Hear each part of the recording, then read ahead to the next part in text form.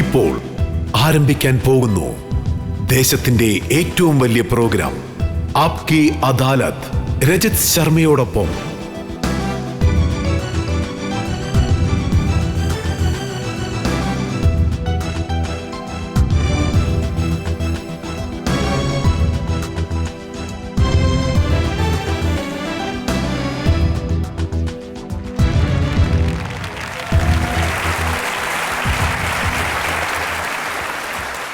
നമസ്കാരം. ആപ്കി അദാലത്തിലേക്ക് നിങ്ങളെ സ്വാഗതം ചെയ്യുകയാണ്. ആപ്കി അദാലത്തിൽ ആരാണോ കോൺട്രവേഴ്സിയിൽ കുടുങ്ങിയിരിക്കുന്നത്, ആരാണോ ചർച്ചയിൽ അകപ്പെടുന്നത്, അങ്ങനെയുള്ള വ്യക്തികളെയാണ് നമ്മൾ വിളിക്കാറുള്ളത്. ഇന്ന് വിളിച്ചിരിക്കുന്ന ആൾ എങ്ങനെയാണെന്ന് വെച്ചാൽ അവർ കോൺട്രവേഴ്സിയുടെ ഒരു കൊടുങ്കാറ്റ് സൃഷ്ടിച്ച വ്യക്തിയാണ്. അവർ ദിവസവും മീഡിയയിൽ, ന്യൂസ് പേപ്പറിൽ, TV ചാനലിലൊക്കെ വരാറുണ്ട്. ജനങ്ങൾ അവരോട് പല ചോദ്യങ്ങളും ചോദിക്കാൻ ആഗ്രഹിക്കുന്നു. അവരുടെ മേൽ പല കുറ്റാരോപണങ്ങളുമുണ്ട്. ഇന്ന് ആപ്കി അദാലത്തിൽ നമ്മൾ അവരോട് തന്നെ ചോദിക്കാം. ഹിന്ദി സിനിമയുടെ item ball Rakhi Sawant ആപ്കി അദാലത്തിലോട്ട് ഹാജരാവണം.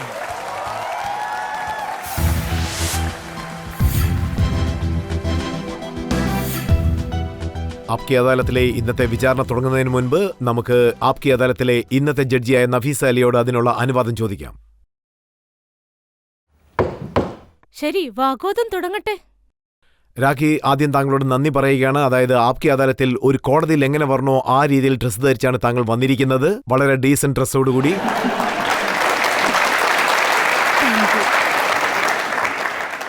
Actually താങ്കൾ ഇവിടെയുള്ള കാര്യം എനിക്ക് നന്നായിട്ട് അറിയായിരുന്നു. സോ അതുകൊണ്ടാണ് എനിക്ക് തോന്നിയത് സാരി ഉടുത്തോണ്ട് പോയ ബെറ്റർ ആയിരിക്കുമെന്ന്. പേടിച്ചാണോ? അതെ, പേടിച്ചിട്ടാ. അതായത് എന്റെ അടുത്ത് ഇതുപോലുള്ള ചോദ്യങ്ങളാ ചോദിക്കുന്നതെന്ന് എനിക്ക് അറിയില്ലല്ലോ. കോർട്ടിൽ വരുമ്പോ കുറച്ച് മാന്യമായിട്ടുള്ള ഡ്രസ്സല്ലേ ധരിച്ചോണ്ട് വരേണ്ടത്. അതുകൊണ്ടാ സാരി കെട്ടിക്കൊണ്ട് വന്നത്. പ്രശ്നം എന്താണെന്ന് വെച്ചാൽ ഒരുപക്ഷെ ജനങ്ങൾക്ക് തിരിച്ചറിയാതെ പോയാലോ താങ്കളെ.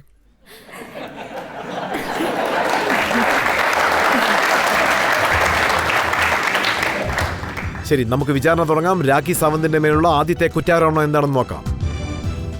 ആപ്കി അദാലത്തിൽ ഐറ്റം ഗേൾ രാഖി സാവന്തിന്റെ മേലുള്ള കുറ്റാരോപണം പോപ്പുലാരിറ്റിക്ക് വേണ്ടി അവർ വൾഗാരിറ്റി യൂസ് ചെയ്യുന്നു എന്നുള്ളതാണ്. രാഖി, താങ്കളുടെ കുട്ടിക്കാലത്തെ കാര്യങ്ങൾ റിസർച്ച് ചെയ്യുമ്പോൾ ഞാൻ മനസ്സിലാക്കിയത് എന്താണെന്ന് വെച്ചാൽ താങ്കൾ ഇപ്പോഴുള്ളതുപോലെയല്ല. കുട്ടിക്കാലത്ത് നല്ല ബോണ്ടയുടെ സൈസിലാണ് ഉണ്ടായിരുന്നത്. അതെ, ചെറിയ കുട്ടിയായിരുന്നപ്പോൾ ഞാൻ നന്നായി തടിച്ചിട്ടായിരുന്നു. വളരെ വളരെ ഇന്നസെന്റ് ആയിരുന്നു. ഇപ്പോഴും അങ്ങനെയാണ്. അതായത് കാലം മുന്നോട്ടു പോകുന്തോറും ഓരോ മനുഷ്യരും മാറേണ്ടതായ സാഹചര്യം വരും. പക്ഷേ ഡാൻസ് ഞാൻ കുട്ടിക്കാലം മുതലേ ചെയ്യുമായിരുന്നു. താങ്കളുടെ അച്ഛൻ ആദ്യം നന്നായിട്ട് പഠിക്കുകയും മറ്റുള്ള കാര്യങ്ങൾ ജീവിതത്തിൽ പ്രയോജനപ്പെടില്ലെന്ന് പറഞ്ഞിരുന്നു. എന്റെ അച്ഛൻ വളരെ സ്ട്രിക്റ്റ് ആയിരുന്നു. പക്ഷെ അമ്മ അത്രത്തോളം സ്ട്രിക്റ്റ് അല്ലായിരുന്നു. എന്നാൽ അച്ഛൻ വളരെ സ്ട്രിക്റ്റ് ആയിരുന്നു. ഞാൻ എപ്പോഴെങ്കിലും കണ്ണാടിയുടെ മുന്നിലോ വല്ലം പോയി ഡാൻസ് ചെയ്താ നല്ല അടി കിട്ടുമായിരുന്നു. മാത്രമല്ല കുറേ കാര്യങ്ങൾ നടന്നിട്ടുണ്ട് എന്റെ ജീവിതത്തിൽ. അച്ഛനുണ്ടോ നോക്കും, ഇല്ലെങ്കിൽ മാത്രം സ്റ്റാർട്ട് ചെയ്യുമായിരുന്നു. ഡാൻസ് എനിക്ക് വളരെ ഇഷ്ടമായിരുന്നു. അതുകൊണ്ട് അച്ഛൻ വന്നു കഴിഞ്ഞാൽ ഞാൻ കട്ടിലിൻ്റെ അടിയിൽ പോയി ഒളിച്ചിരിക്കുമായിരുന്നു. രാഖി, താങ്കൾ ഡാൻസ് ചെയ്യാൻ തുടങ്ങിയതിന് ശേഷം എന്താ സംഭവിച്ചെന്ന് വെച്ചാൽ താങ്കൾ ഒരു വിധത്തിലുള്ള ഡിഗ്നിറ്റിയും കീപ്പ് ചെയ്യാറേയില്ല. അതുപോലെ എന്ത് ഡാൻസാണ് ഞാൻ കളിച്ചത്? ഞാൻ മനസ്സിലാക്കിയിടത്തോളം ഞാൻ കളിച്ച ഡാൻസൊക്കെ ഈ കാലത്തിന് അനുകൂലമായിട്ടുള്ളതായിരുന്നു. ഞാൻ വെസ്റ്റേൺ ഡാൻസ് കളിക്കുമായിരുന്നു. എനിക്ക് തോന്നിയത് ഞാൻ നന്നായി ഡാൻസ് കളിക്കുമെന്നാണ്. പിന്നെ നിങ്ങൾ എന്നോട് മാത്രം ചോദിച്ചുകൊണ്ടിരിക്കാതെ, ഇവിടെ നിറയെ ആൾക്കാരുണ്ടല്ലോ, അവരെല്ലാം എന്റെ ഒരുപാട് വീഡിയോസും കണ്ടിട്ടുണ്ട്. എന്റെ ഡാൻസ് സ്റ്റൈലിഷും ആണ്, സ്റ്റെപ്പ് നന്നായിരിക്കും. എനിക്ക് സ്റ്റെപ്പെല്ലാം പഠിപ്പിച്ചിരുന്ന എന്റെ കൊറിയോഗ്രാഫറാണ്. താങ്കളുടെ കൊറിയോഗ്രാഫിനും പ്രശ്നമൊന്നുമില്ല, സ്റ്റെപ്പിനും യാതൊരുവിധ പ്രശ്നവുമില്ല. താങ്കൾ ഡാൻസ് കളിക്കാൻ ധരിച്ചിരിക്കുന്ന ഡ്രസ്സാണ് പ്രശ്നം. ഇതെല്ലാം ഞങ്ങളെ കൊണ്ട് ചെയ്യിക്കുന്നതല്ലേ. കൊറിയോഗ്രാഫർ ഞങ്ങൾക്ക് സ്റ്റെപ്പ് പറഞ്ഞുതരും. ഒരുപക്ഷെ അത് സെക്സി സ്റ്റെപ്പായിരുന്നെങ്കിൽ സോറി ഇങ്ങനെ കളിക്കണമെന്ന് പറയും. എന്നാലേ അത് സെയിൽ ആവുകയുള്ളൂ എന്നും പറയും. എന്നാലേ വീഡിയോ സെയിൽസ് ആവുകയുള്ളൂ എന്ന്. പിന്നെ കോസ്റ്റ്യൂമിനെ പറ്റി പറയണമെങ്കിൽ ഞാൻ ഡയറക്ടറോടും പ്രൊഡ്യൂസറോടും ഒന്നും എനിക്ക് ചോദിക്കാൻ പറ്റില്ല. സാർ, എന്തിനാണ് എനിക്ക് ഇതുപോലുള്ള ഡ്രസ്സ് തരുന്നത്, എനിക്ക് സാരി തന്നുകൂടെയെന്ന്. നിങ്ങൾ ചുരിദാർ ഇടുവാണെങ്കിൽ നിങ്ങൾക്ക് സെയിൽസ് ആകില്ലെന്ന് പറയും. പിന്നെ നിങ്ങളെ ആരും കാണാൻ ഇഷ്ടപ്പെടില്ലെന്നും പറയും. ഈ വീഡിയോയ്ക്ക് വേണ്ടി നന്നായി കാശ് ചെലവാക്കുന്നില്ലേന്ന് ചോദിക്കും. പടത്തിന് ഇത്രയും കാശ് ചെലവാക്കുമ്പോൾ വീഡിയോ സെയിൽ അല്ലെങ്കിൽ നഷ്ടമല്ലെന്നും പറയും. ഇതാണ് സാർ നടക്കുന്ന സത്യം. ഞാൻ ഇതെല്ലാം ഫേസ് ചെയ്തിട്ടാണ് ഇങ്ങോട്ട് വന്നിരിക്കുന്നത്. നമുക്ക് ഇഷ്ടമില്ലെങ്കിലും നമ്മൾ അവർ തരുന്ന ഡ്രസ്സ് ധരിച്ചേ മതിയാവൂ സാർ. രാഖി, താങ്കൾ പറയുന്നത് വീഡിയോ ആൽബത്തിന് ഒരുപക്ഷെ ഡയറക്ടർ അങ്ങനെ പറഞ്ഞിരിക്കാം. പക്ഷെ ഒരു സ്റ്റേജ് ഷോയ്ക്ക് പോകുന്ന സമയത്ത് താങ്കൾ എങ്ങനെ ഡ്രസ്സ് ധരിക്കണമെന്ന് താങ്കളല്ലേ തീരുമാനിക്കേണ്ടത്. ഞാൻ കോലാപൂരിൽ ഒരു ഷോ ചെയ്തുകൊണ്ടിരുന്നപ്പോൾ പ്രശ്നമുണ്ടായി. അതിനു മുമ്പ് ഞാൻ നിറയെ ഷോ ചെയ്തിട്ടുണ്ട്. പക്ഷെ എന്റെ ആദ്യത്തെ പാട്ട്. താങ്കളുടെ ഒരു പ്രോഗ്രാമിന്റെ വീഡിയോ എന്റെ പക്കലുണ്ട്. ഏത് എയർ ഹോസ്റ്റാ ഇങ്ങനെയുള്ള ഡ്രസ്സൊക്കെ ധരിക്കുന്നത്? സർ, അതെന്റെ ഡയറക്ടർ രാഹുൽ സൂദ്. അദ്ദേഹം പറഞ്ഞു ഞാൻ നേരത്തെ നല്ല ഡീസന്റ് ആയിട്ട് എന്നോട് ഡ്രസ്സ് ധരിക്കുന്നത്. ഞാൻ നല്ല ഡ്രസ്സൊക്കെ ഇട്ട് അങ്ങനെ ഫോട്ടോഷൂട്ട് ചെയ്തോണ്ടിരിക്കുകയായിരുന്നു.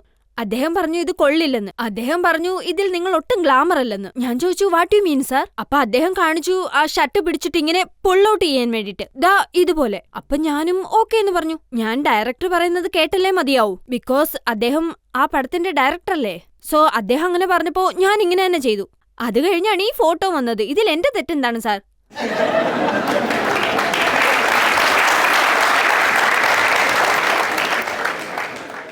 താങ്കൾ പറയുന്നത് താങ്കൾ തെറ്റൊന്നും ചെയ്തിട്ടില്ല, എല്ലാത്തിന്റെയും കാരണം ഡയറക്ടറാണെന്ന്. പക്ഷേ ഈ പറയുന്നതിന്റെ ഭവിഷ്യത്ത് എന്താണെന്ന് താങ്കൾ ഓർക്കുന്നുണ്ടോ?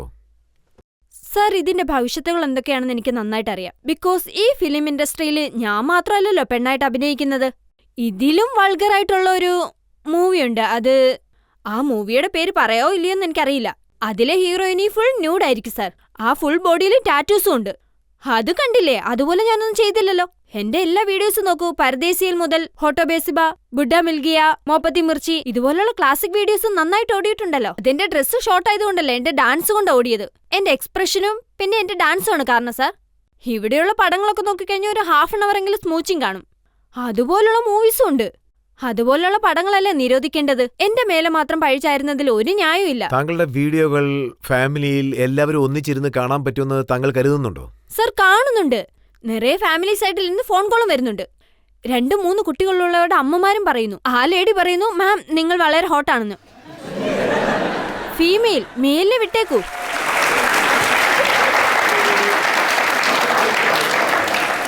അപ്പോ എനിക്കൊരു ഉത്തരം പറയുക. എല്ലാം കൃത്യമായിട്ട് നടക്കുകയാണെങ്കിൽ പിന്നെ ഇങ്ങനെ എങ്ങനെയാണ് സംഭവിച്ചത്? ഫറാ ഖാന്റെ മേഹുന പടത്തിൽ അഭിനയിച്ചിരുന്നു. അപ്പോൾ സെറ്റിൽ നിന്ന് താങ്കൾ പുറത്തേക്ക് വരുമ്പോൾ വളരെ ഷോർട്ടായിട്ടുള്ള ഒരു വസ്ത്രമാണ് ധരിച്ചിരുന്നത്. പിന്നെ വീട്ടിലേക്ക് ബുർക്ക ധരിച്ച് പോകേണ്ട സ്ഥിതി വന്നല്ലോ. ഫറാ ഖാൻ പടത്തിന് ഞാൻ ഓഡീഷൻ കൊടുത്തു കഴിഞ്ഞപ്പോ അവര് പറഞ്ഞു നിങ്ങൾ വരുമ്പോ ഷോർട്ടായിട്ടുള്ള ഡ്രസ്സ് ഇട്ടോണ്ട് വരണമെന്ന്. ഷാരൂഖ് ഖാന്റെ പടത്തിലേക്ക് ഓഡീഷൻ കൊടുക്കാൻ വേണ്ടി ഇതിനു മുമ്പ് ഞാൻ ഒരു മൂവീസും ചെയ്തതുകൊണ്ട് ഞാൻ ഫ്ലാറ്റിൽ നിന്ന് എങ്ങനെ താഴെ ഇറങ്ങാനാ? ഷോർട്ട് ഡ്രസ് ഇട്ടിട്ട്. സോ എനിക്ക് എങ്ങനെ ഇതിനെപ്പറ്റി ചിന്തിക്കാൻ പറ്റിയെന്നറിയില്ല. ഞാൻ ഷോർട്ട് ഡ്രസ് ഇട്ടിട്ട് അതിന്റെ മേളിൽ ബുർക്ക ഇട്ടു. അപ്പൊ എനിക്ക് ബിൽഡിംഗിൽ നിന്ന് ഈസി ആയിട്ട് ഇറങ്ങി വരാൻ പറ്റുമല്ലോ. അതിനുശേഷം ഞാൻ പോയി ഓഡീഷനിൽ പങ്കെടുത്തു. അവിടെ ഉള്ളവർ ഇത് കണ്ട് പേടിച്ചിട്ട് ഇവളെങ്ങനെ ബുർക്ക ഇട്ടിട്ട് ഓഡീഷനിൽ പങ്കെടുക്കുമെന്ന് ചോദിച്ചു. അപ്പം അവര് പറഞ്ഞു നിങ്ങൾ ആവശ്യമില്ല, വീട്ടിൽ പൊക്കോളാൻ പറഞ്ഞു. കാരണം ഞാൻ ബുർക്ക ഇട്ടുകൊണ്ട് വന്നത്. അകത്ത് ഷോർട്ട് ഡ്രസ് ഉള്ള കാര്യം അവർക്കറിയില്ലായിരുന്നു. ഞാൻ പറഞ്ഞു നിങ്ങൾ ക്യാമറ സ്റ്റാർട്ട് ചെയ്ത് ഞാൻ ഓഡീഷൻ ചെയ്യാവുന്നു. അവര് പറഞ്ഞു നിങ്ങളെ ആവശ്യമില്ല, ഒരു ടീനേജിനെയാണ് ആവശ്യമെന്ന്. അതും സ്വീറ്റ് ലുക്കിംഗ് ഗേൾ ആയിരിക്കണം, ഒരു മിനി സ്കർട്ട് ഇട്ടിരിക്കണം എന്നൊക്കെ. ഞാൻ പറഞ്ഞു നിങ്ങൾ ആദ്യം ക്യാമറ ഓൺ ആക്കാനായിട്ട്. അവിടെ ഷാരൂഖ് ഖാനും ഉണ്ടായിരുന്നു. അവര് പറഞ്ഞു ശരി എന്തെങ്കിലും ചെയ്യും, ക്യാമറ ഓൺ ആക്കി എന്തെങ്കിലും ചെയ്തിട്ട് പോട്ടെ. ക്യാമറ ഓൺ ചെയ്ത് ഞാൻ ഇങ്ങനെ ചെയ്തു, അതായത് ബുർക്ക ഓപ്പൺ ചെയ്തു. നിങ്ങൾ വിശ്വസിക്കില്ല, ഞാൻ ഐബ്രോയും ചെയ്തില്ല, വാക്സും ചെയ്തില്ല. എന്നിട്ടും പടത്തിന് വേണ്ടി ഞാൻ ഫ്ലൈറ്റ് കയറി. Just because of short dress. അവരെന്നെ സെലക്ട് ചെയ്തു.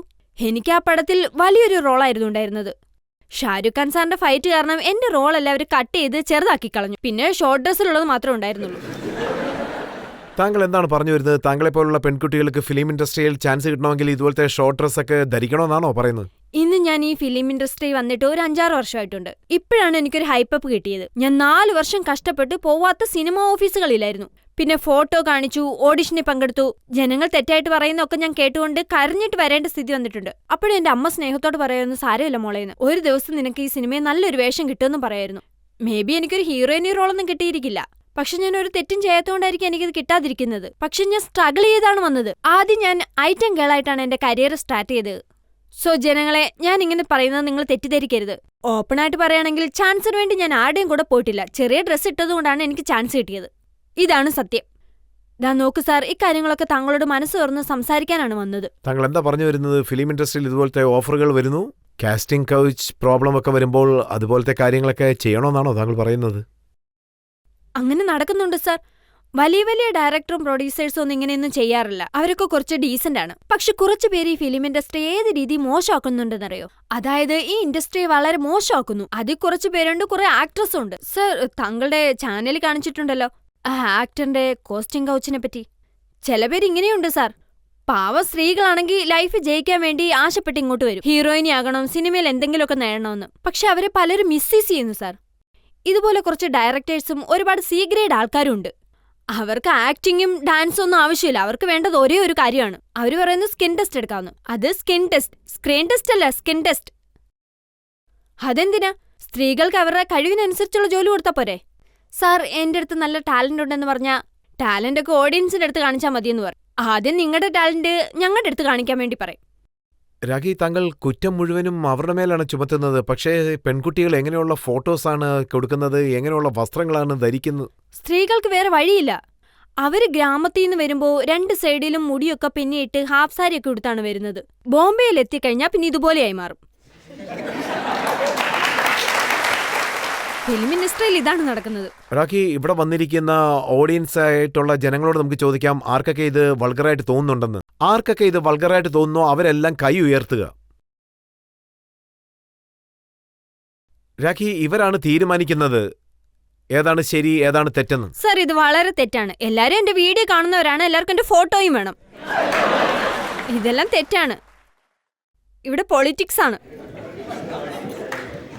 താങ്കൾക്കറിയാമോ, ബനാറസിൽ സാരി ഉണ്ടാക്കുന്നവർ, സാരി മേക്കേഴ്സ്, അവർ താങ്കൾക്ക് ഒരു സാരി അയച്ചു തന്നതായിട്ടാണ് മൈ കേട്ടത്. ഗോഡ്, എനിക്കറിയില്ല. അതിനെപ്പറ്റി ഒരു ന്യൂസ് പേപ്പറിൽ വന്ന എന്താണെന്ന് വെച്ചാൽ അവർ താങ്കൾക്ക് ധാരാളം സാരികൾ അയക്കുകയാണ്, അതായത് താങ്കൾ ഫുൾ കവർ ചെയ്യാൻ വേണ്ടി.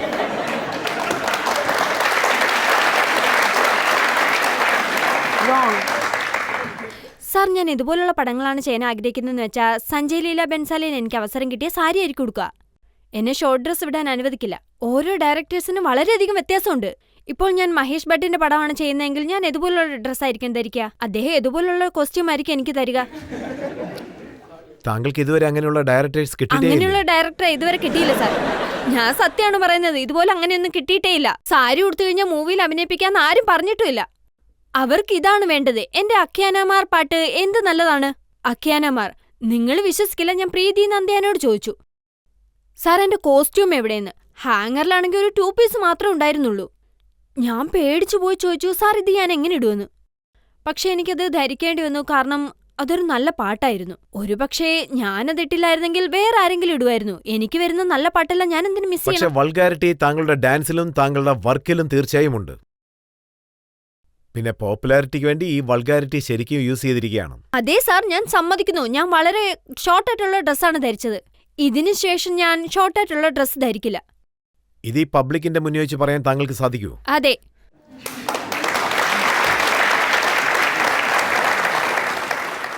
രാഖി, താങ്കളുടെ ഈ വസ്ത്രധാരണം കാരണം എന്തൊക്കെ കോൺട്രവേഴ്സി സംഭവിച്ചിട്ടുണ്ട്, ജനങ്ങൾ അതിനെക്കുറിച്ച് എന്തെല്ലാം അഭിപ്രായങ്ങൾ പറഞ്ഞിട്ടുണ്ട്, അതിന്റെ ഡീറ്റെയിൽസ് മൊത്തം എന്റെ കയ്യിലുണ്ട്. അതിനു മുൻപ് നമുക്കൊരു ചെറിയ ബ്രേക്ക് എടുക്കാം. ബ്രേക്കിന് ശേഷം രാഖി സാവന്തിനോട് ബാക്കിയുള്ള ചോദ്യങ്ങൾ നമുക്ക് തീർച്ചയായിട്ടും ചോദിക്കാം. അതായത് അവരുടെ വസ്ത്രധാരണത്തെക്കുറിച്ചും മറ്റുള്ള കോൺട്രവേഴ്സിയെക്കുറിച്ചും നമുക്ക് ചോദിക്കാം.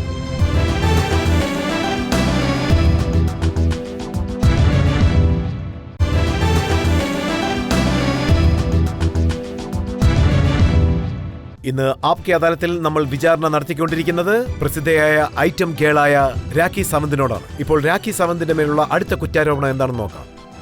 ആപ്കെ അദാലത്തിൽ ഐറ്റം ഗേൾ രാഖി സാവന്തിന്റെ മേലുള്ള കുറ്റാരോപണം ന്യൂസിൽ വരാൻ വേണ്ടി ഇവർ കോൺട്രവേഴ്സീസ് സൃഷ്ടിക്കുന്നു എന്നുള്ളതാണ്.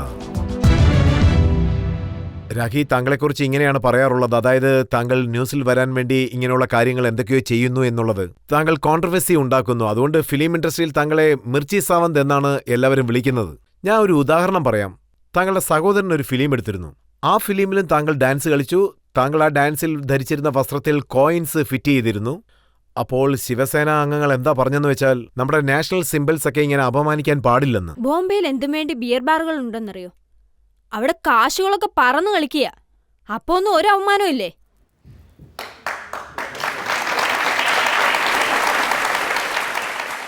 ഞാനാണെങ്കിൽ കോയിൻസ് ഒക്കെ എടുത്ത്, എന്റെ ബ്രദർ ആണെങ്കിൽ എന്റെ കോസ്റ്റ്യൂമിന്റെ മേളിൽ അതെല്ലാം ഓരോന്നോരോന്നായിട്ട് ഒട്ടിച്ചു വെച്ചതാണ്. ആ പടത്തിന്റെ പേര് ഹോട്ട് മണി എന്നായിരുന്നു. താങ്കളെ വെച്ച് വീഡിയോ എടുത്താലും ശരി, സിനിമ എടുത്താലും ശരി, അവിടെ ഹോട്ട് എന്നുള്ള വേർഡ് എങ്ങനെയാണ് വരുന്നത്? താങ്കളുടെ സഹോദരൻ എടുത്ത സിനിമയുടെ പേര് ഹോട്ട് മണി എന്നാണ്.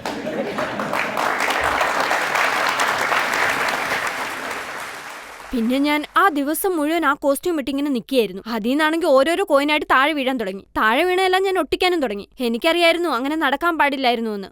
പക്ഷെ ഇപ്പൊ അത് സെൻസറി കട്ടായിട്ടുണ്ടല്ലോ. ആ സീൻ മൂവിയിലില്ല. താങ്കളുടെ സീൻ സെൻസർ ബോർഡ് കട്ട് ചെയ്തു. അതുപോലെ താങ്കളുടെ ഷോ മുംബൈ പോലീസ് കട്ട് ചെയ്തു. താങ്കൾ എപ്പോൾ ഷോ ചെയ്യാൻ പോയാലും മഹാരാഷ്ട്ര പോലീസ് അത് തടുത്തു നിർത്തുകയാണ്. അവര് ചെയ്തത് വളരെ വലിയൊരു തെറ്റാണ് സാർ. മഹാരാഷ്ട്ര പോലീസിന് എപ്പോഴും എന്നോട് വലിയൊരു ദേഷ്യമാണ് സാർ. അവരെന്നോട് ചെയ്ത കാര്യത്തിന് എനിക്ക് മാനസിക പ്രശ്നം വരെ ഉണ്ടായി. പോലീസ് എന്നോട് ചെയ്തത് നിയമത്തിന് തെറ്റായിട്ടുള്ള കാര്യമാണ്. അത് ഞാൻ സമ്മതിക്കില്ല. നോക്കൂ രാഖി, ഇത് തുടങ്ങിയത് കോലാപ്പൂരിലാണ്. അവിടെ വെച്ച് താങ്കൾ ഒരു ഷോ ചെയ്തു. അവിടെയുള്ളവർ എന്താ പറഞ്ഞെന്ന് വെച്ചാൽ വളരെ കുറഞ്ഞ വസ്ത്രമാണ് താങ്കൾ ധരിച്ചത്, അത് വളരെ ആഭാസമായിരുന്നു എന്നാണ്.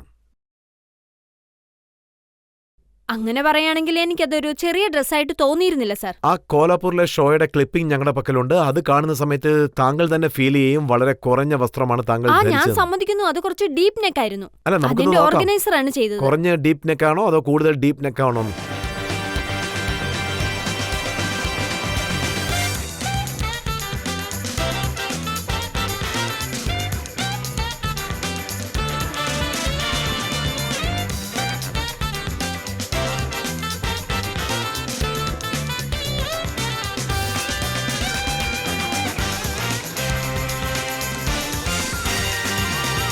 I can't hear you.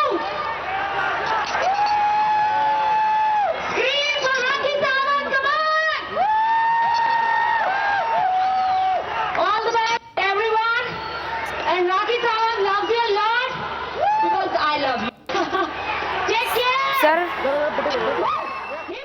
ഇപ്പൊ ഇതെങ്ങനെ ഡിഫെൻഡ് ചെയ്യാൻ പോവാണ്? വളരെ ഡീപ്പല്ലേ അത്? സർ, ക്യാമറമാൻ മനഃപൂർവ്വം എന്നെ മാത്രം സൂം ചെയ്തിരിക്കുക. അദ്ദേഹം മനഃപൂർവ്വം അവിടെ മാത്രം സൂം ചെയ്തിരിക്കുക.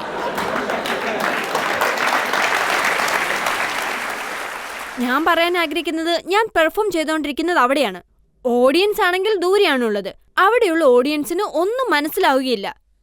ഞങ്ങൾ ഡാൻസ് കളിക്കുന്നത് മാത്രമേ കാണാൻ കഴിയൂ. എന്താന്ന് വെച്ചാൽ അത് വളരെയധികം ദൂരത്തിലാണുള്ളത്. സ്റ്റേജ് ആണെങ്കിൽ ഓഡിയൻസിനെ ഓഡിയൻസിന് അറിയത്തില്ലെന്നുള്ള കാര്യം ശരി, നമുക്ക് മനസ്സിലാക്കാം. പക്ഷേ ഡ്രസ്സ് ധരിക്കുന്ന സമയത്ത് താങ്കൾ മനസ്സിലാക്കി കാണുമല്ലോ.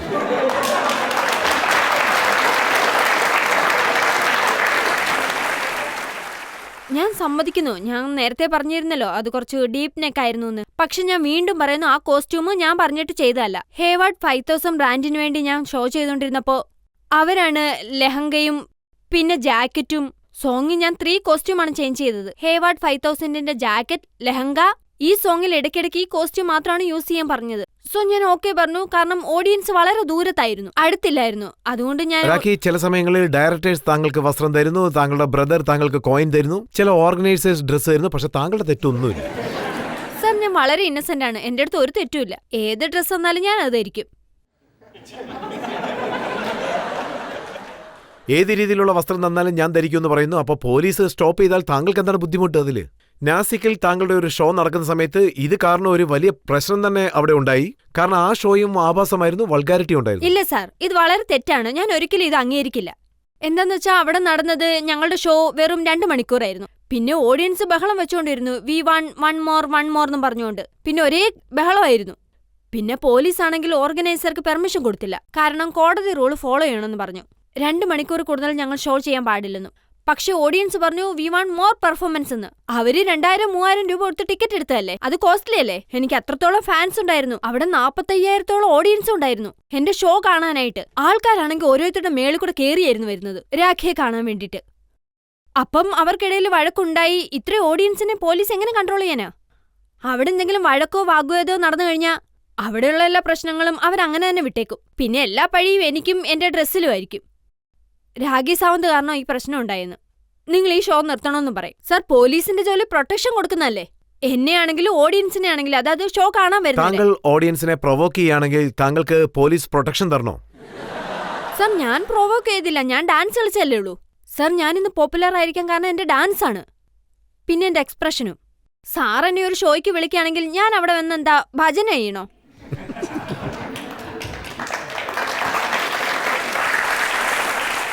സാർ, എന്നെ ബുക്ക് ചെയ്യുന്നത് ഒരു ഐറ്റം ഗേൾ ആയിട്ടാണ്. പിന്നെ രാഖി സാവന്ത് ഒരു ഐറ്റം ഗേൾ ആണെന്ന് എല്ലാവർക്കും അറിയാം. നിങ്ങളവരെ ഷോയ്ക്കല്ലേ വിളിക്കുന്നേ? സർ, ഓഫ് കോഴ്സ് ഒരു 15 മിനിറ്റ് ശ്വാസം എടുക്കാതെ ഡാൻസ് കളിച്ചുകൊണ്ടിരിക്കുമ്പോ കണ്ടിന്യൂസ് ആയിട്ട് ഡാൻസ് കളിക്കുമായിരുന്നു. സോ ഞാനൊന്നും ശ്രദ്ധിക്കാറില്ല, ഞാൻ കുനിയുമ്പോ ക്യാമറ എവിടെ ഫോക്കസ് ചെയ്യുന്നുള്ള കാര്യം. ഞാൻ ഡാൻസിലാണ് ശ്രദ്ധിക്കാറ്.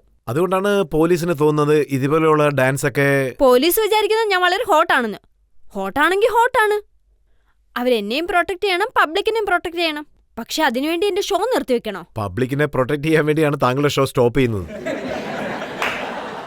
അങ്ങനെയൊന്നും ഇല്ല സർ ഞാൻ എഴുതി തരാൻ തയ്യാറാണ് ഈ കോർട്ടിൽ. ഇനി മുതൽ പെർഫോമൻസിന് പോകുമ്പോൾ ഷോർട്ട് ഡ്രസ് ഇടാതെ എപ്പോഴും ഫുൾ ഡ്രസ്സിലായിരിക്കും പോകുക എന്നുള്ളത്. ഈ വൾഗാരിറ്റി, ആഭാസം താങ്കളുടെ ഷോയിൽ മാത്രം എന്താണ് ഇത്രയധികം?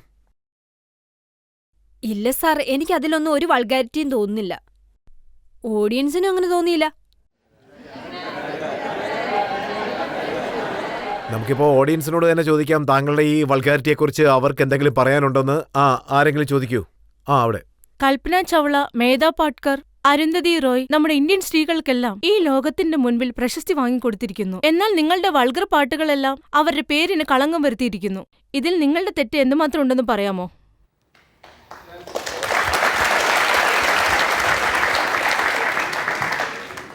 ഞാനൊരു പുതിയ ട്രെൻഡ് ഉണ്ടാക്കിയിട്ടുണ്ട്. അതെ അതെ, ഞാനെന്തെങ്കിലും പുതിയതായിട്ട് ചെയ്യാനാണ് ആഗ്രഹിക്കുന്നത്. പക്ഷെ അങ്ങനെയാണെങ്കിൽ ഈ ദേശത്തിന്റെ പേര് താങ്കൾ സംരക്ഷിക്കുകയാണെന്നാണ്. ജനങ്ങളുടെ കണ്ണിൽ ഞാൻ ഹോട്ടായിട്ടാണ് കാണുന്നതെങ്കിൽ ഞാൻ എന്ത് ചെയ്യാനാ? രാഖി, ഞാൻ അറിഞ്ഞത് നിങ്ങൾക്ക് ഇവിടെ മാത്രമല്ല ദുബായിലും താങ്കളെ ബാൻ ചെയ്തു, താങ്കളുടെ പെർഫോമൻസ് അവിടെ സ്റ്റോപ്പ് ചെയ്തതായിട്ടാണ് അറിഞ്ഞത്. ദുബായിൽ ഞാൻ പെർഫോം ചെയ്തുകൊണ്ടിരുന്നപ്പോൾ ഒരാൾ ധൈര്യമായിട്ട് വന്നിട്ട് പെർഫോം ചെയ്തുകൊണ്ടിരിക്കുന്ന സമയത്ത് മോശമായിട്ട് പെരുമാറി. ഞാൻ അവന്റെ കർണക്കുറ്റിക്കൊന്നു കൊടുത്തു. പിന്നെ ഞാൻ ബ്ലാക്ക് ലിസ്റ്റിലായി. കാരണം ഞാനൊരു ഇന്ത്യക്കാരിയല്ലേ. നിങ്ങളുടെ മുന്നിൽ ഞാൻ പെർഫോം ചെയ്യുന്ന സമയത്ത് ആർക്കെങ്കിലും എന്റെ ഡ്രസ്സിൽ തൊടാൻ ധൈര്യമുണ്ടോ? അതാ ഞാനൊന്ന് കൊടുത്തു. ബ്ലാക്ക് ലിസ്റ്റിലാണെങ്കിൽ അങ്ങനെ തന്നെ. അപ്പൊ താങ്കൾ എന്താണ് പറയാൻ വരുന്നത്? പക്ഷെ സാർ, പിന്നെ അവരെന്നെ വിളിച്ചിരുന്നു കേട്ടോ, ഷോ കാണാൻ വേണ്ടിട്ട്. അതിനുശേഷം ആരും ദേഹത്ത് കൈവച്ചിട്ടില്ല കേട്ടോ. ഇപ്പൊ താങ്കൾ ജനങ്ങളോട് എന്താണ് പറയുന്നത്? താങ്കളുടെ മേൽ ആരോ കൈവച്ചു, അതുകൊണ്ട് അടിച്ചെന്നാണോ? പക്ഷേ ഞങ്ങളുടെ കയ്യിൽ ഒരു ക്ലിപ്പുണ്ട്. അതിലൊരാൾ വന്ന് താങ്കളെ കിസ് ചെയ്യുന്നു, താങ്കളും തിരിച്ച് കിസ് ചെയ്യുന്നുണ്ട്. പക്ഷെ അവിടെ അടിയൊന്നും നടക്കുന്നില്ല കേട്ടോ.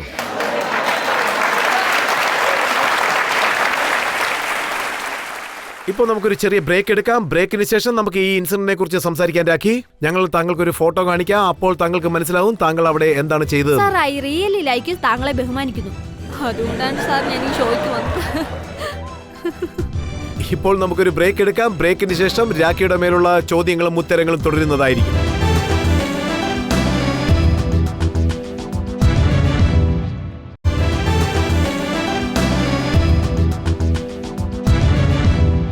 ആപ്കി അദാലത്തിൽ നമ്മൾ വിചാരണ നടത്തിക്കൊണ്ടിരിക്കുന്നത്, ജനങ്ങൾക്ക് വേണ്ടി ചോദ്യങ്ങൾ ചോദിച്ചുകൊണ്ടിരിക്കുന്നത് ഐറ്റം ഗേളായ രാഖി സാവന്തിനോടാണ്. ആപ്കി അദാലത്തിലെ അടുത്ത കുറ്റാരോപണം. ആപ്കി അദാലത്തിൽ ഐറ്റം ഗേൾ രാഖി സാവന്തിന്റെ മേലുള്ള കുറ്റാരോപണം പോപ്പുലാരിറ്റിക്ക് വേണ്ടി ഇവർ പബ്ലിസിറ്റി സ്റ്റണ്ട് ചെയ്യുന്നു എന്നുള്ളതാണ്. രാഖി, നമ്മൾ എന്തിനെ കുറിച്ചാണോ സംസാരിക്കുന്നത്? മീഖ താങ്കളെ വളരെ നിർബന്ധിച്ചാണ് കിസ് ചെയ്തതായി താങ്കൾ പറയുന്നു. എല്ലാവരും അതിനെക്കുറിച്ചാണ് സംസാരിക്കുന്നത്. താങ്കൾ ഒരു പബ്ലിസിറ്റി സ്റ്റണ്ടിന് വേണ്ടിയാണ് അങ്ങനെ ചെയ്തതായിട്ടാണ് എല്ലാവരും പറയുന്നത്. സത്യമാണോ അത്? ഞാനൊരു ഫ്രണ്ടായിട്ടാ പോയത്. പിന്നെ ഞാൻ അദ്ദേഹത്തിന് ഒരു കിസ് കൊടുത്തു. അതൊരു ബ്ലെസ്സിങ് കിസ് ആയിരുന്നു. ഒരു അമ്മയോ ഇല്ലെങ്കിൽ അച്ഛനോ ഒരു മകളെ കിസ് ചെയ്യുന്നത് പോലെ ബ്ലെസ്സിങ് കിസ്. ഇവിടെ ഞാൻ എന്റെ ഫ്രണ്ടിനും ബ്ലെസ്സിങ് കിസ്സാണ് ചെയ്തത്. പിന്നെ കേക്കും കട്ട് ചെയ്തു കൊടുത്തു. അത് ഞാൻ മനസ്സിൽ വേറൊരു ചിന്തയും വെച്ച് ചെയ്തതല്ല. പിന്നെ ഞാൻ ആസ് എ ഫ്രണ്ട്, അതെന്റെ ഫ്രണ്ട് ആയിരുന്നാലും ശരി, ബ്രദർ ആയിരുന്നാലും ശരി, ഞാൻ അങ്ങനെ ചെയ്യും. പക്ഷെ അവര് ചെയ്തതോ, അയാൾ വളരെ വളരെ വലിയ തെറ്റാണ് ചെയ്തത്. ഒരു പ്രാവശ്യം താങ്കൾ എന്താണ് ചെയ്തതെന്ന് നമുക്കൊന്ന് കാണാം. എങ്കിലല്ലേ നമുക്ക് മനസ്സിലാവൂ താങ്കൾ എങ്ങനെയാണ് കേക്ക് കൂട്ടിവിട്ടതെന്ന്. താങ്കൾ എങ്ങനെയാണ് കിസ് ചെയ്തത്, എല്ലാ കാര്യങ്ങളും നമുക്ക് മനസ്സിലാക്കണമല്ലോ.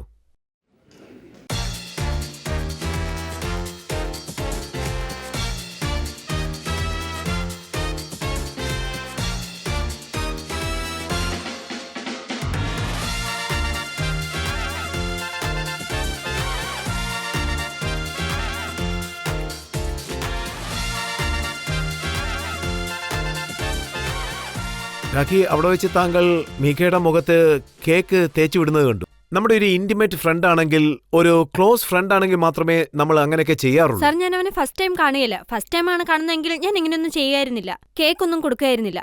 ഞങ്ങൾ പല പ്രാവശ്യം കണ്ടിട്ടുണ്ട്. സാർ, അതൊരു ബർത്ത്ഡേ പാർട്ടിയാണ്. ഞങ്ങളത് സെലിബ്രേറ്റ് ചെയ്യാണ് ചെയ്തത്. ഞാൻ അദ്ദേഹത്തിന് കേക്ക് കൊടുക്കാൻ പോയപ്പോൾ അദ്ദേഹം എന്റെ കൈ കയറി മുറുക്കി പിടിക്കുകയാണ് ചെയ്തത്.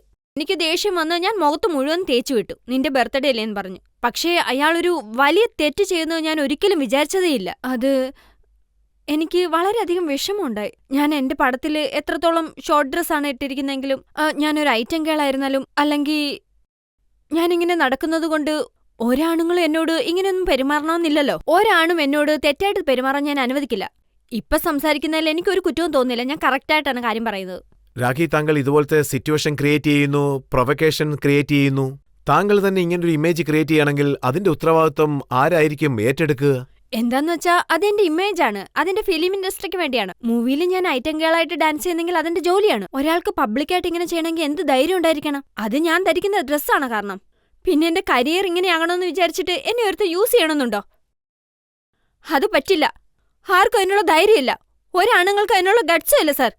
അതൊരു പെണ്ണ് സാരി ധരിച്ചാലും ചുരിദാർ ധരിച്ചാലും സ്കർട്ട് ധരിച്ചാലും ഒരുത്തനും ഒരു പെണ്ണിന്റെ അടുത്ത് തെറ്റായിട്ട് പെരുമാറാൻ അനുവാദമില്ല. രാഖി, ആ പാർട്ടിയിൽ പലരും ഉണ്ടായിരുന്നു. പ്രസിദ്ധരായ സിംഗേഴ്സ് ഉണ്ടായിരുന്നു. സുനിധി ചൗഹാൻ അവിടെ ഉണ്ടായിരുന്നു. അദ്ദേഹത്തിന്റെ ഇന്റർവ്യൂ ഞാൻ കണ്ടിരുന്നു. അദ്ദേഹം എന്താ പറഞ്ഞെന്ന് വെച്ചാൽ രാഖിയാണ് ആദ്യം കിസ് ചെയ്തത്, പിന്നെ രാഖിയാണ് മീകയെ ഇൻവൈറ്റ് ചെയ്യുന്ന പോലെ ഒരു സിറ്റുവേഷൻ അവിടെ ക്രിയേറ്റ് ചെയ്തതെന്ന്. സർ, സുനീത് പറഞ്ഞത് വളരെയധികം കളവാണ്. ഞാൻ വിചാരിക്കുന്നത് മീക്കയുടെ കൂടെ ചേർന്നിട്ട് അവർ രണ്ടുപേരും കൂടെ ചേർന്നിട്ട് വീഡിയോ ചെയ്യാൻ ഒരു പ്ലാൻ ഉണ്ടായിരുന്നു. തെറ്റായിട്ടുള്ള സ്റ്റേറ്റ്മെന്റ് ആണ് കൊടുത്തത്. എന്താന്ന് വെച്ചാൽ പിറ്റേ ദിവസം അവർ രണ്ടുപേരും സ്റ്റേറ്റ്മെന്റ് കൊടുത്തു. പക്ഷേ ഷിഫാരി ജെറിയില് പറഞ്ഞ എന്താന്ന് വെച്ചാൽ അവരുടെ ഭർത്താവ് ഹർമീദും സുനീതിയും രണ്ടുപേരും ചേർന്നാണ് കൊടുത്തത്.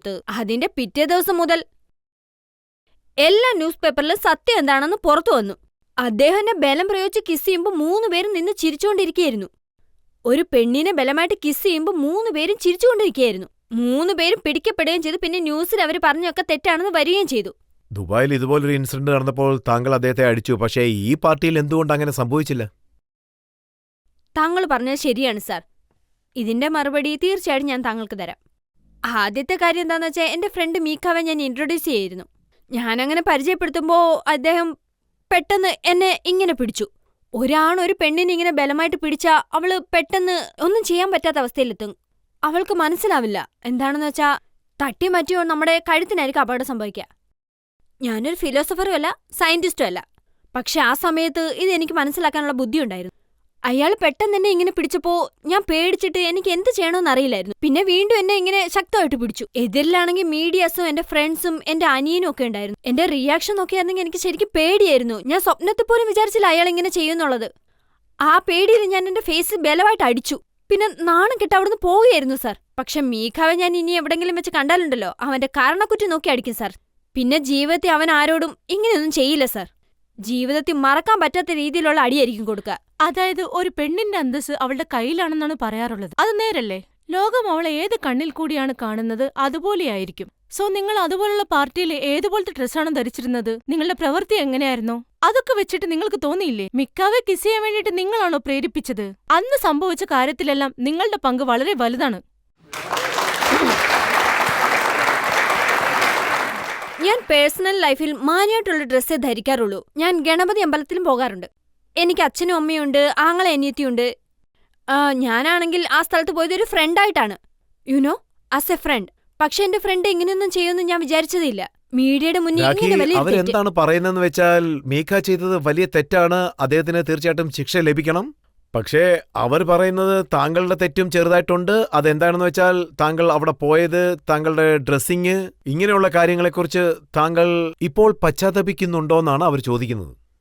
ഇല്ല, എനിക്കതിലൊരു പശ്ചാത്താപവും ഇല്ല. ഞാൻ ഏത് രീതിയിലുള്ള വസ്ത്രം ധരിച്ചാലും എങ്ങനെ കേക്ക് കഴിപ്പിച്ചാലും അന്ന് നിങ്ങളുടെ ഡ്രസ്സ് വളരെ ഡിഫറന്റ് ആയിരുന്നു. കൂടാതെ നിങ്ങളാണ് മീക്കയുടെ അടുത്ത് അങ്ങനെ ഇടപഴകിയത്. ഒരാളല്ല, ആ പാർട്ടിയിൽ കുറഞ്ഞത് 7 പേരെങ്കിലും ഉണ്ടായിരുന്നു. അവരെല്ലാം ഷോർട്ട് ഡ്രസ് ആയിരുന്നു ധരിച്ചിരുന്നത്. പിന്നെ അവരുടെ വീഡിയോ മാത്രം എന്താ ജനങ്ങളെ കാണിക്കാതിരുന്നത്? എന്താന്ന് വെച്ചാൽ ഇത് എനിക്ക് നടന്നതാണ്, അതുകൊണ്ടാണ് ഇത് കാണിച്ചത്. അവരൊക്കെ നന്നായിട്ടല്ലേ ഇല്ലില്ല. ഇരുന്നത്? അവിടെ നിറയെ ലേഡീസ് ഉണ്ടായിരുന്നു. മറ്റു ലേഡീസിനെ പറ്റി എനിക്ക് ടെൻഷനില്ല. അതേ എന്റെ ബാഗ് ഓപ്പൺ ആയിരുന്നു. ഇതുപോലുള്ള കോസ്റ്റ്യൂം നിറയെ മാർക്കറ്റിൽ കിട്ടുമല്ലോ. അത് ഞാൻ വീട്ടിൽ റെഡിയാക്കിയൊന്നുമല്ലല്ലോ. ഈ കോസ്റ്റ്യൂം ഒരു ഡിസൈനറാണ് എനിക്ക് റെഡിയാക്കി തന്നത്. ഞാനതിട്ടു, അത്രേ ഉള്ളൂ. ഈ മാർക്കറ്റിൽ പല രീതിയിലുള്ള വസ്തുക്കൾ ലഭിക്കും. അവിടെ ആ വസ്ത്രം ധരിച്ചത് താങ്കളാണ്. സാർ, ഞാൻ താങ്കളെ വളരെയധികം ബഹുമാനിക്കുന്നു. ഞാൻ സാറിന്റെ വലിയൊരു ഫാനുമാണ്.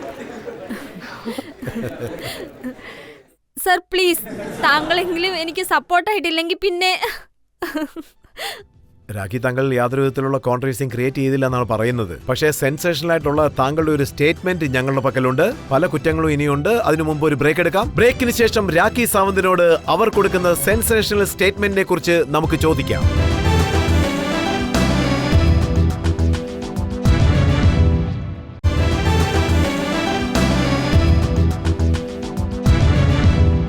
ആപ്കി അദാലത്തിൽ ഇന്ന് നമ്മൾ വിചാരണ നടത്തിക്കൊണ്ടിരിക്കുന്നത് ഐറ്റം ഗേളായ രാഖി സാവന്തിനോടാണ്. ആപ്കി അദാലത്തിലെ അടുത്ത കുറ്റാരോപണം എന്താണെന്ന് നമുക്ക് നോക്കാം. ആപ്കി അദാലത്തിൽ ഐറ്റം ഗേൾ രാഖി സവന്തിന്റെ മേലുള്ള കുറ്റാരോപണം. അവർ ഒന്നും ആലോചിക്കാതെ സ്റ്റേറ്റ്മെന്റ്സ് നൽകുന്നു എന്നുള്ളതാണ്. രാഖി, എന്റെ അടുത്ത് ഇതുപോലത്തെ പല സ്റ്റേറ്റ്മെന്റ്സും ഉണ്ട്. എല്ലാവരും എന്താ പറയുന്നതെന്ന് വെച്ചാൽ താങ്കൾ വെറും പബ്ലിസിറ്റിക്ക് വേണ്ടി മാത്രമാണ് സ്റ്റേറ്റ്മെന്റ്സ് നൽകുന്നത്. ന്യൂസ് പേപ്പറിൽ കൂടെ ഒരു സെൻസേഷണൽ ക്രിയേറ്റ് ചെയ്യാൻ, അതും ആ ഖച്ചരാറെ പാട്ട് വരുന്ന സമയത്ത്. താങ്കൾ എന്താ പറഞ്ഞതെന്ന് വെച്ചാൽ ഐശ്വര്യ റായിക്ക് പകരം ആ പാട്ടിൽ ഞാൻ ഉണ്ടായിരിക്കണമെന്ന്. സർ, ഞാൻ തീർച്ചയായിട്ടും ഉണ്ടായിരിക്കണം. കാരണം Aishwarya Rai miss world, miss universe, അവരൊരു ഹീറോയിനി മെറ്റീരിയലാണ്. അവർക്കാണെങ്കിൽ ഇതുപോലുള്ള ഐറ്റം ഗേളോ ഐറ്റം ഡാൻസോ ഒന്നും സെറ്റാവുകയില്ല. അത് ഞങ്ങളുടെ ജോലിയാണ്. അതുപോലെ ഡാൻസ് കളിക്കുന്ന ജോലി അത് ഞങ്ങളുടെ മാത്രമാണ് സർ. പിന്നെ ആ പാട്ട് ഞാനാണ് ചെയ്തിരുന്നെങ്കിൽ അത് നന്നായിട്ട് ചെയ്തേനായിരുന്നു സർ. അമിതാഭ് ബച്ചനും പിന്നെ അഭിഷേക് ബച്ചനും. താങ്കൾ എന്താ പറഞ്ഞിരിക്കുന്നത് വെച്ചാൽ കുറച്ചുകൂടി ഹൈറ്റ് ഉണ്ടായിരുന്നെങ്കിൽ ഞാൻ സുസ്മിത സെന്നിന് പോലും ഒരു ആപത്തായി മാറിയിരിക്കുന്നു. ഇല്ല, സുസ്മിതാസിന്റെ കൂടെ ഒരു കമ്പാരിസണും ഇല്ല. She's very talented, she's very well spoken. അങ്ങനെയൊന്നുമില്ല. ഒരു പക്ഷേ എന്റെ വായിന്ന് അങ്ങനെയൊന്നും വീണിരിക്കാം, അറിയാതെ. ഞാനൊരു മനുഷ്യ സ്ത്രീയല്ല സാർ. അതുപോലെ തന്നെ താങ്കളുടെ ഒരു ആൽബമായ ബുഡ റിലീസ് ചെയ്യുന്ന സമയത്ത് അപ്പോൾ താങ്കൾ ഞാൻ പ്രായമുള്ളവരോട് ഫ്രണ്ട്ഷിപ്പ് വെക്കാൻ താല്പര്യപ്പെടുന്നു എന്ന് പറഞ്ഞു.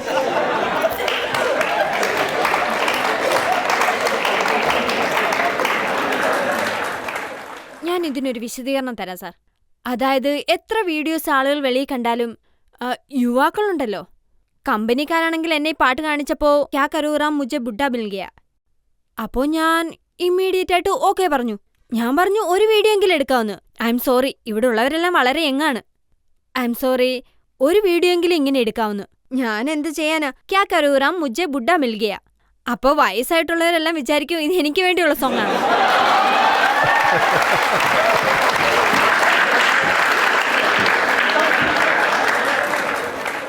അതുകൊണ്ടാണ് സാർ ഞാൻ ഇങ്ങനെ ഒരു കാര്യം, സാർ ഞാൻ എന്തു പറഞ്ഞാലും മനസ്സറിഞ്ഞാണ് പറയുന്നത്. അതിലൊരു പ്രശ്നമില്ല.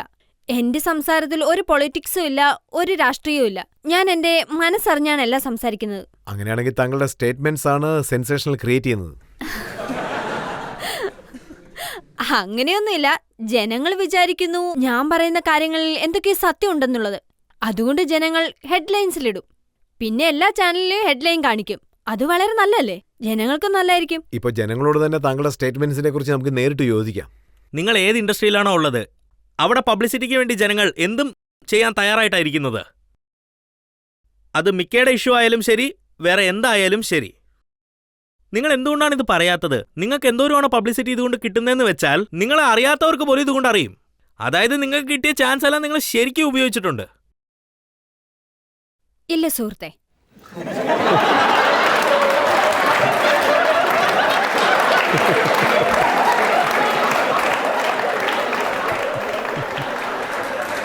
ഞാനൊന്നും പ്രയോജനപ്പെടുത്തിയിട്ടില്ല. എനിക്കെതിരെ നടന്ന ക്രൂരതയ്ക്കെതിരെ ഞാൻ സംസാരിച്ചു, അത്രേ ഉള്ളൂ. ഇതുപോലൊരു സംഭവം നടന്നിട്ട് ഞാൻ സംസാരിക്കാതിരിക്കുന്ന മോശല്ലേ? അല്ലെങ്കിൽ ഞാൻ എന്റെ അഭിമാനം കളഞ്ഞിട്ട്, എനിക്കും പേരൻസ് ഉണ്ട്, ഞാനും ഒരാളുടെ മോളാണ്, എനിക്ക് ബ്രദറുണ്ട്. ഇതൊന്നും നോക്കാതെ മീഡിയയോട് വന്ന് ഞാൻ ഈ കാര്യം പറഞ്ഞിട്ടുണ്ടെങ്കിൽ പോലീസ് സ്റ്റേഷനിൽ കംപ്ലൈന്റും കൊടുത്തിട്ടുണ്ട്. എന്തിനാ കൊടുത്തതെന്ന് വെച്ചാ പബ്ലിസിറ്റി കിട്ടാൻ വേണ്ടിയിട്ടൊന്നുമല്ല. എനിക്ക് ഇത്രയും പബ്ലിസിറ്റി കിട്ടുമെന്ന് വിചാരിച്ചതുമില്ല. അവന് ശിക്ഷ കിട്ടാൻ വേണ്ടിയിട്ടാണ്. എന്താണെന്ന് വെച്ചാൽ ഈ ലോകത്ത് ഇനി ഒരു പെമ്പിള്ളാർക്കും ഇങ്ങനെയൊരു സംഭവം നടക്കാൻ പാടില്ല. ഇപ്പൊ താങ്കൾ സ്ത്രീകൾക്ക് വേണ്ടി പോരാടാൻ പോവുകയാണോ? അതെ, ഞാൻ പോരാടും. ഞാൻ സ്ത്രീകൾക്ക് വേണ്ടി തീർച്ചയായിട്ടും പോരാടും. വീണ്ടും ഒരു പെണ്ണിന് ഇതുപോലുള്ള സംഭവം നടക്കാൻ പാടില്ല. അങ്ങനെയൊന്നും നടന്ന് എന്റെ അടുത്ത് ഹെൽപ്പ് ചോദിച്ചു വന്നാൽ ഞാൻ തീർച്ചയായിട്ടും അവളെ ഹെൽപ്പ് ചെയ്യും. രാഖിജി, എനിക്കെന്താ തോന്നുന്നതെന്ന് വെച്ചാൽ നിങ്ങൾക്ക് വേണ്ടി ഒരു ഡെഫിനിഷൻ ഉണ്ടാക്കി. കവളത്ത് ഉമ്മ കൊടുക്കുമ്പോൾ അത് ന്യായമാണ്, അതേ ചുണ്ടത്ത് ഉമ്മ കൊടുക്കുകയാണെങ്കിൽ അത് അന്യായമായിട്ടാണ് കാണുന്നത്. എന്റെ ഡ്രസ്സ് നല്ലതാണ്, അത് എനിക്ക് നല്ലതാണ്. നമ്മൾ ഏത് സൊസൈറ്റിയിലാണോ ഉള്ളത്, നമുക്ക് എന്ത് പണിയാണോ ഉള്ളത്, അത് നമ്മളെയും നമ്മുടെ നാട്ടിലെ ജനങ്ങളെ എല്ലാവരും ഡിസ്ട്രാക്ട് ചെയ്യുവാണ്. ഇതിനെക്കുറിച്ച് നിങ്ങൾക്ക് എന്താ പറയാനുള്ളത്? അതായത് നോക്കുവാണെങ്കിൽ ഈ ഫീലിങ്സ് ഒക്കെ എവിടേക്കോ മിസ്സായി പോകുന്നുണ്ട്. നിങ്ങൾ നിങ്ങളുടെ ഐറ്റം ഡാൻസ് ചെയ്യുമ്പോൾ, നിങ്ങൾ എന്തെങ്കിലും ഒരു സോങ് ചെയ്യുമ്പോഴും ശരി, ഇല്ലെങ്കിൽ ഏതെങ്കിലും ഒരു സിനിമയിൽ പണിയെടുക്കുന്ന സമയത്തും ശരി, ഞാൻ പറയാൻ ആഗ്രഹിക്കുന്നത്, ഞാൻ ഏത് ഡ്രസ് ഇട്ടാലും ഏത് ഡാൻസ് കളിച്ചാലും എന്റെ ഡയറക്ടർ പ്രൊഡ്യൂസർ പറഞ്ഞുകൊണ്ടാ. ഞാനൊന്നും മിസ് യൂണിവേഴ്സ് അല്ലല്ലോ, ഞാൻ സുസ്മിതാസനും അല്ല, ഐശ്വര്യ റായി അല്ല. എന്നെക്കൊണ്ട് ഒബ്ജക്റ്റ് ചെയ്യാൻ സാധിക്കില്ല. പ്ലീസ്, ഇത് വേണ്ടാന്ന് പറഞ്ഞാലും അവർ കേൾക്കില്ല. ഞാനൊരു പുതിയ പെണ്ണ്, ഞാനൊരു സ്ട്രഗിളറാണ്. എന്റെ ഡയറക്ടറും പ്രൊഡ്യൂസറും പറയുന്നതാണ് ചെയ്യുന്നത്. ഡാൻസ് ചെയ്യാൻ പറഞ്ഞാൽ ചെയ്യും, ഷോർട്ട് ഡ്രസ് ഇടാൻ പറഞ്ഞാൽ അതും ചെയ്യും. പക്ഷേ രാഖി, താങ്കൾ ഒരിക്കലും ആലോചിച്ചിട്ടില്ലേ ഇത് കാരണം സമൂഹത്തിനും യുവജനങ്ങൾക്കുള്ളിലും എന്ത് സംഭവിക്കും എന്നുള്ളതിനെക്കുറിച്ച്? They loved it, sir. അവർക്ക് വളരെ ഇഷ്ടമാണ്. എന്റെ വീഡിയോസ് എല്ലാം സെയിൽ ആവുന്നുണ്ട്. CD അല്ലെങ്കിൽ വേറെന്തെങ്കിലും എന്റെ വീഡിയോ ആയാലും സെയിൽ ആവുന്നുണ്ട്. അതുകൊണ്ടാണ് നിറയെ വീഡിയോസിന് എന്നെ വിളിക്കുന്നത് തന്നെ. വെറും ഡൽഹി, മുംബൈ, കൽക്കട്ട പിന്നെ മെഡ്രാസ് ഒക്കെ കണ്ട് നിങ്ങളുടെ വീഡിയോസ് അധികമായിട്ട് സെയിൽ ആവുമെന്നാണ് നിങ്ങൾ പറയുന്നത്. കോളേജ് പിള്ളേർ സർ, എനിക്ക് നന്നായിട്ട് അറിയാം നിങ്ങൾ രാത്രി മുഴുവൻ എന്റെ വീഡിയോ ആണ് കാണുന്നത്. You loved it. നിങ്ങൾ ഇടയ്ക്കിടയ്ക്ക് റിവെൻഡ് ചെയ്ത് നോക്കാറുണ്ട്. ഇപ്പോൾ ചോദിച്ച ചോദ്യങ്ങൾക്ക് താങ്കൾ പറഞ്ഞ അഭിപ്രായങ്ങൾക്ക് ശേഷം ഇപ്പോൾ നമുക്കൊരു ബ്രേക്ക് എടുക്കേണ്ട സമയം വന്നിരിക്കുന്നു. ബ്രേക്കിന് ശേഷം ആപ്കി അദാലത്തിൽ ഇന്നത്തെ ജഡ്ജിയായ നഫീസ അലിയുടെ ജഡ്ജ്മെന്റ് എന്താണെന്ന് നമുക്ക് നോക്കാം.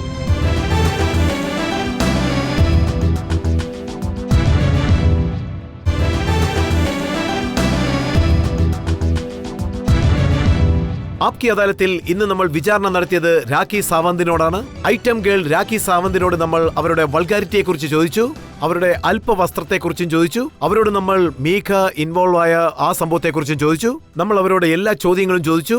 ഇന്നത്തെ ഈ വിചാരണയ്ക്ക് ശേഷം രാഖി സാവന്തിന്റെ ഉത്തരങ്ങൾ വെച്ചുകൊണ്ട് ഇന്നത്തെ ജഡ്ജിയായ നഫീസ അലിയുടെ ജഡ്ജ്മെന്റ് നോക്കാം. എനിക്ക് മനസ്സിലായിട്ടുള്ള കാര്യം, രാഖി സാവന്ത് വളരെ നേരോടെ സത്യസന്ധതയോടുകൂടിയാണ് ഈ പോരാട്ടം ആരംഭിച്ചത്. ഇതിനെപ്പറ്റി പറയുകയാണെങ്കിൽ ഇത് വളരെ നല്ല കാര്യമാണ്. കാരണം ഒരാണുങ്ങൾക്കും ഈ ഒരു അവകാശമില്ല. അവരെ ഇങ്ങനെയൊക്കെ അപമര്യാദയായിട്ട് പബ്ലിക്കിൽ കിസ് ചെയ്യുന്നത് ഇറ്റ് ഈസ് റോങ് പ്രിൻസിപ്പളി. എന്നാൽ ഞാൻ നിങ്ങളോട് പറയാൻ ആഗ്രഹിക്കുന്നത്, നിയമം നിങ്ങൾ കയ്യിലെടുക്കരുത്. നിങ്ങൾ പറഞ്ഞതുപോലെ അവരെ കരണത്തടിക്കുന്നത് വളരെ നല്ല കാര്യമാണ്. എന്നാൽ ഞാൻ പറയുന്നു, നിങ്ങളിപ്പോൾ അവരെ അവോയ്ഡ് ചെയ്യുക. Ignore him.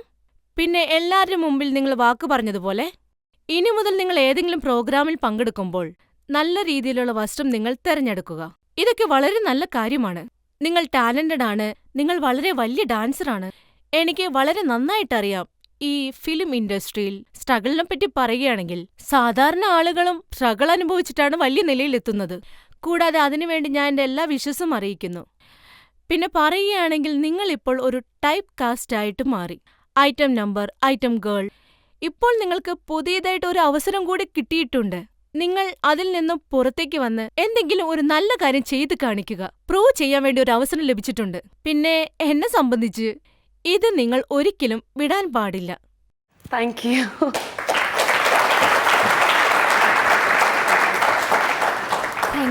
വളരെ ധൈര്യത്തോടുകൂടി ഒരു പുതിയ ജീവിതം ലഭിക്കാനുള്ള ഒരു ആത്മവിശ്വാസം അവർക്ക് ലഭിച്ചിരിക്കുകയാണ്. അത് നന്നായിട്ട് പ്രയോജനപ്പെടുത്തുമെന്ന് തോന്നുന്നു. ഇവരുടെ വാക്കുകളിൽ എത്രത്തോളം സത്യമുണ്ടായിരുന്നെന്ന് നിങ്ങളാണ് തീരുമാനിക്കേണ്ടത്. ആ തീരുമാനം ജനങ്ങളിലേക്ക് ഞാൻ വിടുകയാണ്. അടുത്ത പ്രാവശ്യം പുതിയൊരു അതിഥിയോടൊപ്പം ഞാൻ വന്ന് നിങ്ങളെ കാണുന്നതായിരിക്കും. അടുത്ത പ്രാവശ്യം നിങ്ങളെ കാണുന്നത് വരെ നന്ദി, നമസ്കാരം.